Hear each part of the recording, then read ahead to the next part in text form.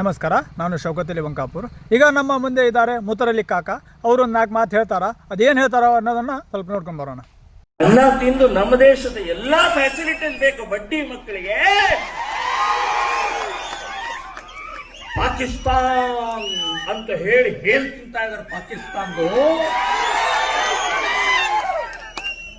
ಹುಷಾರ್ ಎಚ್ಚರಿಕೆ ಕೊಡ್ತಾ ಇದ್ದಾರೆ.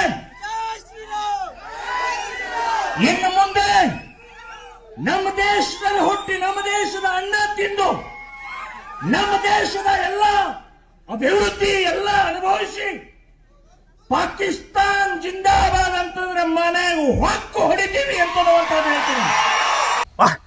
ಎಂತ ಮಾತಂದ್ರೆ ಕಾಕ ಅಂದ. ಹೌದ ಮುತ್ತರಳ್ಳಿ ಕಾಕ, ಗಂಡಸ್ತನ ಅಂದ್ರೆ ಇದು.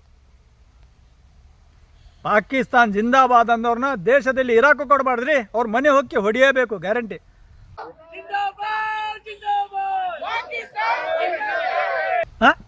ಏನಂದ್ರಿ? ಇನ್ನೊಂದ್ಸಲ ಹೇಳಿ.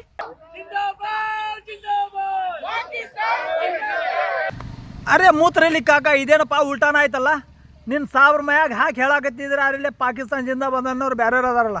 ಈಗೇನು ಮಾಡೋದು? ಎಲ್ಲ ಉಲ್ಟಾ ಆಯ್ತಲ್ಲ. ನಮ್ಮ ದೇಶದ ಅನ್ನ ತಿಂದು ನಮ್ಮ ದೇಶದಲ್ಲಿ ಇದ್ದು ಪಾಕಿಸ್ತಾನ್ ಜಿಂದಾಬಾದ್ ಅಂದವ್ರನ್ನ ಮನೆ ಹೊಕ್ಕಿ ಹೊಡಿಬೇಕು. ನಿನ್ನ ಮುಕ್ಕಳ್ಯಾಗ ದಮ್ಮಿದ್ರೆ ಇವ್ರಿಗೆ ಮನೆ ಹೊಕ್ಕಿ ಹೊಡಿಬೇಕು. ನೀನು ದೊಡ್ಡ ಸ್ಟೇಜ್ನಲ್ಲಿ ನಿಂತು ದೊಡ್ಡ ಒಗಿದ್ರೆ ಅಲ್ಲ ಅದು. ಹೆಂಗೆ ದೊಡ್ಡ ಒಗ್ಯಾಗತ್ತಿ? ಪಾಕಿಸ್ತಾನ್ ಜಿಂದಾಬಾದ್ ಅಂದಾರಲ್ಲ ಇವ್ರು ಮನೆ ಹೊಕ್ಕಿ ಹೊಡಿಬೇಕು. ನೀನು ಮುಕ್ಕಳ್ಯಾಗ ದಮ್ಮಿದ್ರ